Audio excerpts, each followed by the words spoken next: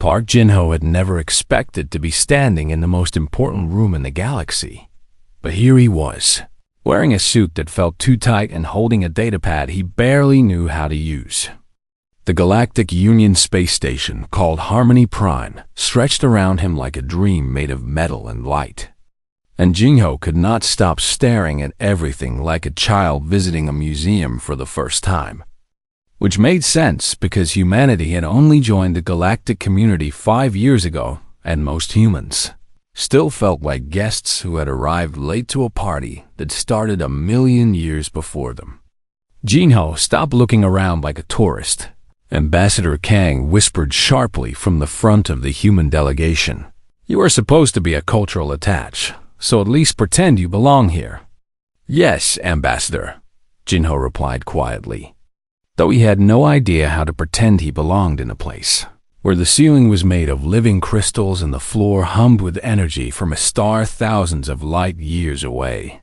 His job was simple, and he had been told this 100 times before the summit began. Stand in the background. Take notes, stay quiet, and do not embarrass humanity in front of the Volanthi Empire, which was one of the oldest and most powerful civilizations in the known galaxy. The Volanthi had ruled their corner of space for over 10,000 years, and they viewed younger species the way ancient emperors viewed village farmers, with polite tolerance and quiet superiority. And Jin-ho understood that today's negotiations could determine whether humanity would be seen as equals or as primitives to be ignored. The grand doors at the far end of the chamber began to open, and Jin-ho felt his heart beat faster as light poured through the widening gap, and then they entered. The Volanthi were beautiful in a way that made Jin-ho forget to breathe for a moment. With their tall and elegant forms wrapped in robes that seemed to flow like water, their blue skin shimmering under the station lights, and their eyes made of something that looked like living crystal that caught every color in the room. They moved with perfect grace, each step calculated and precise. And Jin-ho counted 12 of them in total, advisors and guards and officials. But his eyes kept returning to the one who walked in the center of them all. She was younger than the others, or at least she seemed younger, with features that were sharp and soft at the same time. And her crystalline eyes held a light that seemed different from the rest. Curious and alive and searching the room as if looking for something interesting in a place where she expected to find nothing but boredom. Princess Solara Velthonis, third daughter of the Volanthi Emperor, had come to observe the negotiations as part of her diplomatic training, and Jin-ho only knew this because he had read the briefing files 3 times the night before while trying not to fall asleep. For a moment, just one small moment, her eyes swept across the human delegation and landed on Jin-ho. He did not know why she looked at him specifically. Maybe because he was the youngest in the group, or because he was standing slightly apart from the others, or simply because random chance had pointed her gaze in his direction. But suddenly, he was looking directly into those crystal eyes, and she was looking back at him. Jin-ho panicked. He did not know what to do, and his brain screamed at him to look away or bow or do something diplomatic. But instead, his body did what it always did when he was nervous and did not know how to react. He smiled. It was not a small, polite smile, either, but a full and genuine smile that showed his teeth and crinkled the corners of his eyes. The kind of smile he would give to a friend or a kind stranger on the street. Warm and open and completely inappropriate for a formal diplomatic summit. The effect was immediate and terrifying. The entire Volanthi delegation stopped moving, as if someone had frozen time itself, and Jin-ho heard gasps from multiple directions. And the princess's hand flew to her chest as her crystal eyes went wide with shock. "What did you do?"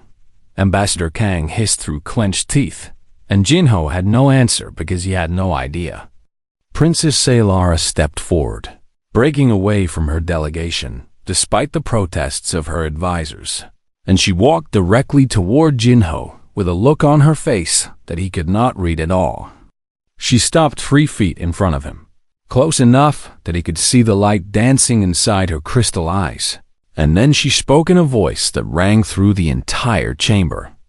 "I accept your courtship challenge, human," she declared. And her words echoed off the walls and seemed to hang in the air like thunder after lightning. "You are bold to bare your teeth at me in the presence of my father's advisors, and I am intrigued by your courage." Jinho blinked at her, his smile frozen on his face in confusion. "My what now?" he managed to say. "The trials of Velthonis will determine your worthiness," the princess continued as if he had not spoken. "Prepare yourself, brave human, for you have chosen a difficult path. But know that I respect your declaration." She turned and walked back to her delegation, leaving Jinho standing alone with every eye in the room fixed on him. Ambassador Kang looked like he might faint, and several of the Volanthi advisors were whispering urgently to each other. And somewhere in the back of the room, a human aide dropped their datapad with a loud clatter. Jinho raised his hand slowly like a student in a classroom who had a question but was afraid to ask it. "Can someone please explain what just happened?" he asked the room. But nobody answered him because they were all too busy trying to figure out how a simple smile had just thrown the most important diplomatic summit in human history into complete chaos. The conference room was small and cramped and filled with angry diplomats, and Jinho sat in a chair in the corner while everyone else shouted at each other about what he had done. "This is a disaster," Ambassador Kang said for the 15th time, pacing back and forth across the room like a man trying to walk off a heart attack. "A complete and total disaster." "I just smiled at her," Jinho said weakly, but nobody was listening to him. Senior diplomat Yoon pulled up a holographic display and began scrolling through pages of text that Jinho could not read from his position in the corner, and her face grew more worried with every line. "According to Volanthi cultural records," she said in a voice that trembled slightly, "baring teeth while making direct eye contact with a member of the royal family is an ancient tradition called the Declaration of Pursuit, and it dates back over 8,000 years to the warrior clans that first unified the Volanthi homeworld." "I was just being friendly," Jinho insisted, but still nobody looked at him. "The Declaration of Pursuit is essentially a formal announcement that you intend to court the royal in question," Diplomat Yoon continued.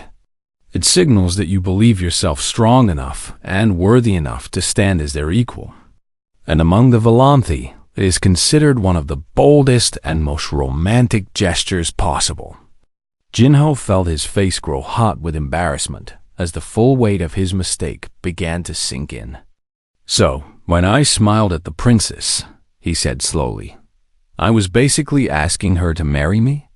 "You were challenging her to let you prove yourself worthy of marriage," Ambassador Kang corrected him with a groan. "Which is somehow even worse because now there are ancient protocols involved, and traditions that have not been invoked in centuries." Jinho buried his face in his hands and wished very hard that the floor would open up and swallow him whole. "Can I just apologize and explain that it was a misunderstanding?" he asked hopefully. "Absolutely not," Diplomat Yoon replied sharply. "Withdrawing a declaration of pursuit is considered the ultimate act of cowardice and dishonor. And it would shame not only you but the princess herself for accepting a challenge from someone unworthy. It could destroy the diplomatic relationship between Earth and the Volanthi Empire," Ambassador Kang added. "They might view us as a species without honor, and that could set back human advancement in the galactic community by decades." Jinho wanted to argue that this was completely unfair and that he should not be held responsible for alien customs he had never heard of. But deep down he knew that fairness had nothing to do with diplomacy. A soft chime echoed through the room, and everyone fell silent as a holographic message appeared in the center of the table. "The Princess Salara Velthonis requests a private audience with the human challenger," a formal voice announced. Ambassador Kang and Diplomat Yoon exchanged worried looks, but they both knew that refusing a royal request was not an option. 15 minutes later, Jinho found himself standing alone in a garden filled with plants that glowed in colors he had no names for. And the princess stood across from him with her hands folded elegantly in front of her. "You are not what I expected," she said, and her voice was softer now than it had been in the grand chamber, curious rather than commanding. "I am really sorry about the misunderstanding," Jinho began, but she raised a hand to stop him. "There is no misunderstanding," she said firmly. "You made the declaration, and I accepted it, and that is how history will remember this day, whether you intended it or not." Jinho felt his heart sink, but the princess stepped closer to him with an expression that seemed almost amused. "I have received many declarations over the centuries," she continued, "from warriors who trained their entire lives for the honor, from nobles who spent years gathering courage, from champions who conquered worlds and believed themselves worthy of royalty. But not one of them ever made the declaration within 5 seconds of meeting me." She tilted her head, studying him like a puzzle she could not quite solve. "Either you are the most confident being I have ever encountered, or you are something else entirely, and I find myself wanting to know which one is true." "I am just a cultural attach," Jinho said helplessly. I did not know what the smile meant, and I am probably the least qualified person in the galaxy to be going through whatever trials you mentioned. The princess smiled then, and it was the first genuine smile he had seen from her, small but real. "The trials of Velfilnus are ancient tests designed to prove a challenge's worthiness," she explained. "There are 3 trials in total: the trial of endurance, the trial of mind, and the trial of combat." Jinho felt his stomach drop at the word combat. "Champions from 100 worlds have attempted these trials," the princess continued, "and most have failed, and some have died. And yet you stand here with no training and no preparation, and somehow I do not feel worried for you." "You should probably feel very worried," Jinho admitted. "Perhaps," she agreed, "but when you smiled at me in that chamber, I saw something in your eyes that I have never seen in any of my other challengers. Something honest and unguarded, and I want to see if that quality can carry you through the impossible." She turned to leave but paused at the garden entrance. "The first trial begins tomorrow," she said over her shoulder. "Prove me right, human, and show me that my instinct about you was correct." Jinho watched her disappear into the corridor and wondered how a simple smile had completely changed the course of his entire life. The trial of endurance took place in a massive dome at the center of Harmony Prime, and thousands of spectators from dozens of species had gathered to watch the foolish human attempt what warriors had failed. Jinho stood at the entrance of the environmental chamber and tried not to look as terrified as he felt, while a Valanthi official explained the rules in a voice that boomed across the arena. "The challenger must survive 24 hours inside the Chamber of Extremes," the official announced. "The chamber will simulate conditions designed to test the limits of physical endurance, and no assistance may be given once the trial begins." Jinho looked at the chamber door and then at the viewing screens that showed readings of what waited inside. "Temperature variations will range from -20 to +40 degrees," the official continued. "Gravity will shift between 0.5 and 1.8 standard units. Atmospheric pressure will fluctuate, and oxygen levels will drop to simulate high-altitude conditions." In the crowd, Ambassador Kang was praying to every deity he could remember, and Diplomat Yoon was already preparing statements for when the human attach inevitably collapsed. But Jinho was doing math in his head. -20 to +40 degrees, he thought to himself. That was basically winter in Seoul to summer in Bizen, and he had experienced both many times growing up.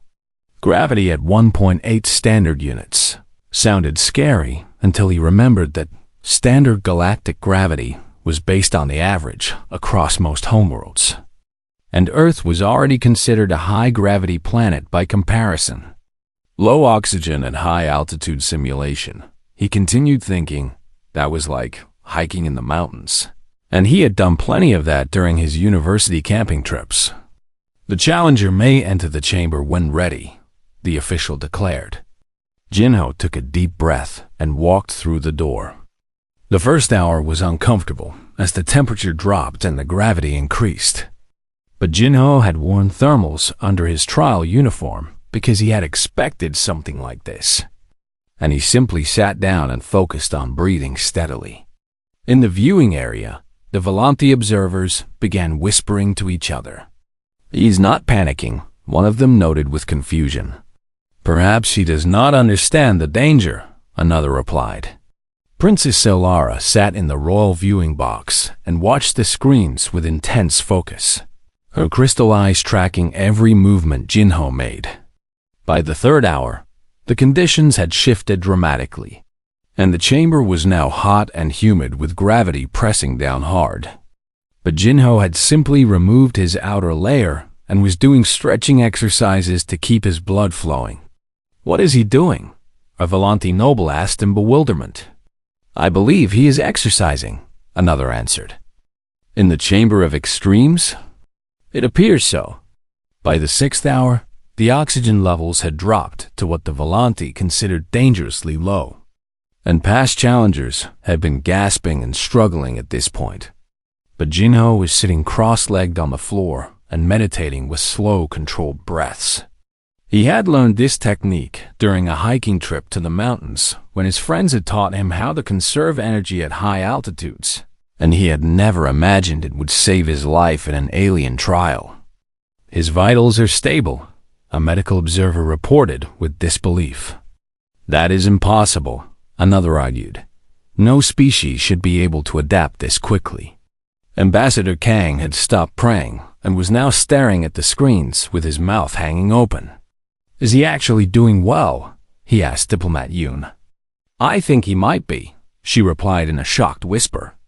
By the 12th hour, the conditions had cycled through every extreme the chamber could produce, and Jinho had handled all of them with a calmness that made no sense to anyone watching. When the temperature dropped, he moved and exercised to generate body heat. When the gravity increased, he lay flat to reduce the strain on his body. When the oxygen thinned, he breathed slow and deep and waited for the levels to return. He was not thriving exactly, but he was surviving in a way that seemed almost casual. Princess Solara leaned forward in her seat and felt something warm spreading through her chest, a feeling she had not experienced with any challenger before. "Remarkable," she whispered to herself.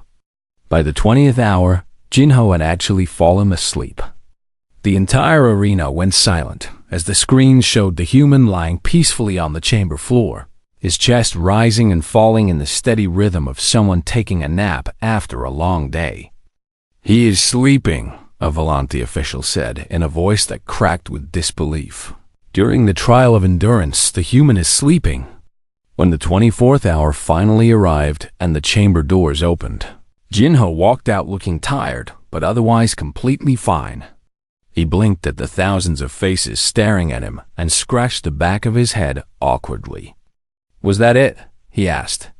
The arena erupted into chaos as spectators shouted, and officials scrambled to verify that no cheating had occurred, and Volanti nobles demanded to know what kind of creature could sleep through the trial of endurance. But through all the noise, Jinho heard one word repeated over and over in whispers that spread like fire through the crowd. "Deathworlder," they said. "He comes from a death world," they explained to each other. "His planet forged him in conditions we cannot imagine." Jinho did not fully understand what they meant, but he saw Princess Solara standing at the edge of the royal box with a smile on her face, and somehow that made everything feel worth it. Then, the official announced the second trial, and Jinho's relief vanished instantly. "The trial of mind will test the challenger's wisdom against our greatest scholars," the official declared. "Strength alone cannot win a royal heart, and the challenger must prove that his mind is as worthy as his body." Jinho groaned internally because surviving, Harsh conditions was one thing, but outwitting alien philosophers was something else entirely. The trial of mind took place in a circular chamber lined with ancient Volanthi texts, and 7 scholars sat in elevated seats looking down at Jinho like judges deciding the fate of a criminal. These were the greatest minds in the Volanthi Empire, beings who had spent centuries studying philosophy and ethics and the nature of existence itself. And Jinho felt very small standing before them with nothing but his human brain and a growing sense of panic. The trial of mind is not about knowledge, the head scholar announced. An ancient Volanthi with crystal eyes that had grown cloudy with age. It is about wisdom, and wisdom cannot be memorized or studied. It can only be revealed through honest reflection. Jinho nodded even though he was not entirely sure what that meant. We will ask you questions, the scholar continued. Answer them truthfully, and your answers will show us whether your mind is worthy of royalty. Princess Saylara watched from her private viewing alcove, and Jinho could feel her eyes on him even though he did not dare look in her direction. The first scholar leaned forward and spoke in a voice like ice. A ship carries 1,000 souls across the void, and the ship encounters danger, and you can save the ship by sacrificing one innocent life. What is the logical choice? Jinho had heard versions of this question before, in ethics classes and philosophy debates and late-night conversations with friends, and he knew what the correct, logical answer was supposed to be. But he also knew that logical answers were not always true answers. I would try to find another way, he said honestly. The scholar frowned at him. That is not an option. The scenario requires you to choose between 1 death and 1,000 deaths. Jinho shook his head slowly. With respect, I reject the scenario, he replied. Humans do not accept impossible choices. We find ways around them. We break the rules of the problem. We invent solutions that nobody thought of before. And if I truly could not find another way, then I would spend my last moments searching for one anyway. The scholars exchanged glances that Jinho could not read. The second scholar spoke next. What is the purpose of love? And explain your answer using logic. Jinho almost laughed because this was a question humans had been asking since the beginning of time. I do not know the logical purpose of love, he admitted. Maybe there is not one. Or maybe the logic is so complicated that it looks like chaos. But I know that love makes life worth living, and that is enough for me. That is not a logical answer, the scholar pointed out. No, Jinho agreed, but it is an honest one. The third scholar narrowed her ancient eyes. If you could gain great power by sacrificing your principles, would you do it? Never, Jinho said without hesitation. Even if the power could help others? Power that requires me to become someone I am not is power that will corrupt whatever good I try to do with it. Question after question came at him, and Jinho answered each one, not with the clever responses he thought they wanted, but with the simple truths he actually believed. When asked about justice, he spoke about compassion.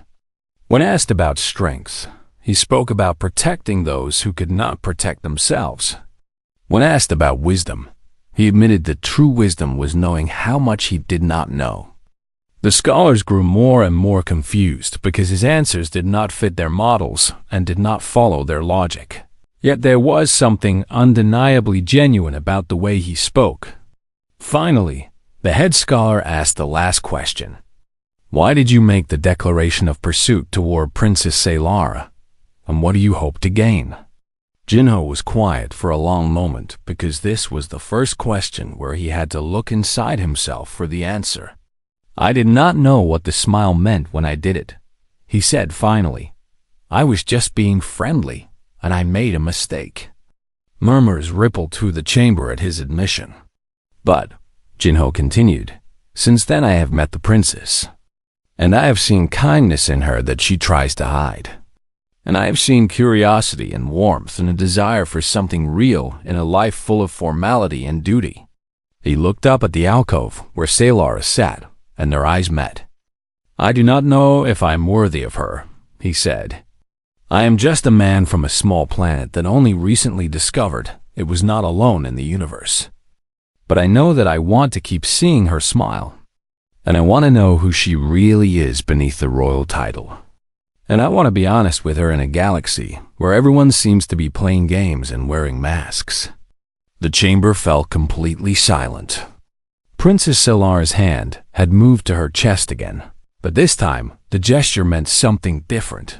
Not surprise, but something softer and more vulnerable. The head scholar studied Jinho for a long moment before speaking. "Your answers are illogical," he said slowly. "They do not follow the patterns of wisdom we have studied for millennia. And by our standards, you should have failed this trial." Jinho's heart sank. "But," the scholar continued, "there is a logic to your answers that we do not recognize, a pattern beneath the chaos, and I find myself unable to declare you unworthy." The other scholars nodded in reluctant agreement. "The trial of mind is past," the head scholar announced, "not through the wisdom we understand, but through a wisdom we do not." Relief flooded through Jinho, but it did not last long because he knew what came next. "The final trial will be the trial of combat," the scholar said. "The challenger will face Commander Varth in the arena, and may fortune favor the brave." Jinho felt his blood run cold because he had seen Commander Varth during the opening ceremonies. A massive warrior with centuries of training who had crushed champions from across the galaxy. Surviving the cold was one thing, and answering questions was another, but fighting a trained killer was something Jinho had absolutely no idea how to do. The arena was packed with more spectators than Jinho had ever seen in one place. Beings from every corner of the galaxy crowded into seats that stretched up toward the distant ceiling, and all of them had come to watch a human fight a legend. Commander Varth stood at the opposite end of the arena floor, and he was everything Jinho feared.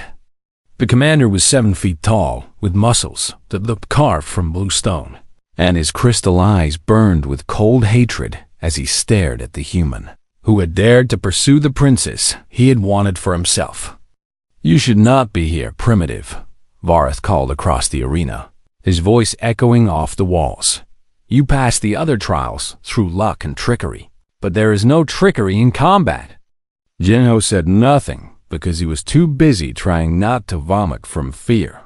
Princess Sailora sat in the royal box with her hands clasped tightly in her lap, and even from this distance Jinho could see the worry on her face. The official raised his hand and announced the rules. "The trial of combat ends when one challenger yields or is unable to continue," he declared. "Lethal force is permitted but not required, and may honor guide your hands." Lethal force is permitted. Jinho thought to himself. That was a terrifying way to say that Varth was allowed to kill him. The official dropped his hand and shouted the word that started the fight. Varth moved like lightning. One moment he was across the arena, and the next he was right in front of Jinho, his fist swinging toward the human's head with enough force to shatter bone. Jinho barely managed to throw himself to the side, and he felt the wind of the punch pass his ear as he tumbled across the arena floor. He scrambled to his feet just in time to dodge another strike, and then another, and each attack came faster than the last. Varth was not just strong, he was impossibly fast, and Jinho realized within the first 30 seconds that he had no chance of winning this fight through skill or strategy. A punch caught him in the ribs and sent him flying backward, and he hit the ground hard enough to drive the air from his lungs. The crowd gasped as Jinho lay there struggling to breathe. "Stay down, human," Varth growled. "Yield and spare yourself the humiliation of being beaten to death." Jinho could not speak because his ribs were screaming in pain, but he forced himself to his feet anyway. Varath's eyes widened slightly. "Foolish," he said, and attacked again. The next few minutes were agony for Jinho as he was knocked down over and over, each time hitting the ground harder than before. and each time dragging himself back up with blood on his face and fire in his chest. The crowd had gone silent because no one understood what they were watching. "Why do you keep standing?" Voreth demanded, frustration creeping into his voice. "You cannot win. You cannot even hurt me. So why do you not yield?" Jinho spat blood onto the arena floor and forced his battered body into something resembling a fighting stance. "Because giving up is not something humans do," he said through swollen lips. Voreth roared in anger and launched another assault, but something had changed. He was swinging harder now, putting more power into each strike, and power required energy. And energy was not infinite even for a Volanthi warrior. Jinho noticed that the gaps between attacks were growing longer and that Vorath's breathing was becoming heavier. The commander had trained to fight skilled opponents who would fall after a few well-placed strikes, not stubborn creatures who refused to stay down no matter how many times they were hit. "Why?" Voreth shouted as he threw another punch that Jinho barely avoided. "Why will you not fall?" "Because she is watching," Jinho replied, "and I told her I would try." Something shifted in the arena as those words echoed through the silence.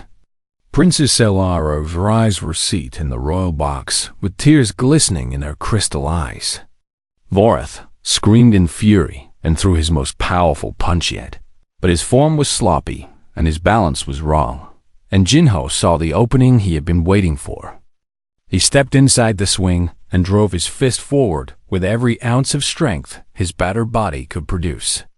The punch connected with Vorath's jaw, and the sound of impact rang through the arena like a bell.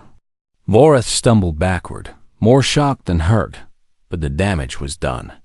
He had been struck by a human, a primitive creature he considered beneath him, and the shame of that moment broke something inside him.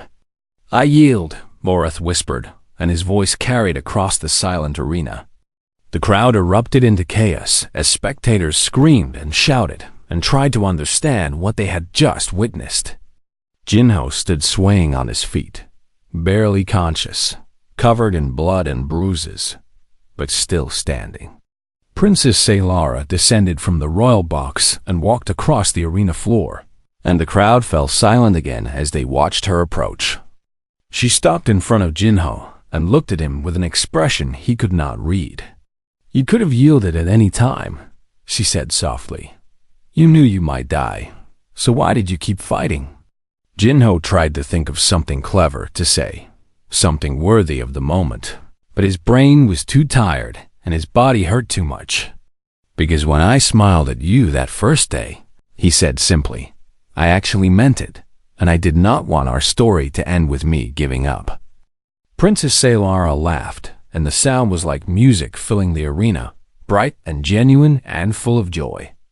"You are the strangest being I have ever met," she said. "You have no training and no power and no status. Yet you stood against a warrior who has crushed champions from across the galaxy. And you did it with nothing but stubbornness and heart." She reached out and took his bloodied hand in hers. "The trials of Velthonus are complete," she announced to the watching galaxy, "and I declare this human worthy." The crowd roared as Jinho swayed on his feet and wondered if he was dreaming. Weeks later, at the formal bonding ceremony that united him with Princess Selara in the eyes of the Volanthi Empire, Jinho stood beside her in robes that actually fit and smiled at the gathered dignitaries. The Emperor himself approached and studied the human who had somehow won his daughter's heart. "You have accomplished something remarkable," the Emperor said. "You conquered the trials without strength or skill, and I find myself wondering how you did it." Jinho thought about the question for a moment before answering. "I think humans are just too stubborn to know when we should quit," he said honestly. The Emperor nodded slowly. "Perhaps we underestimated your kind," he said.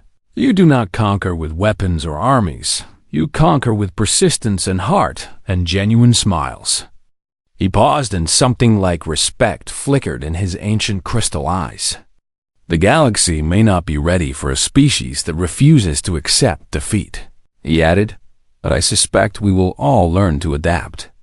Princess Sailora squeezed Jinho's hand and smiled at him, a real smile that showed her teeth, and Jinho smiled back. After all, smiling was what had started this whole adventure in the first place.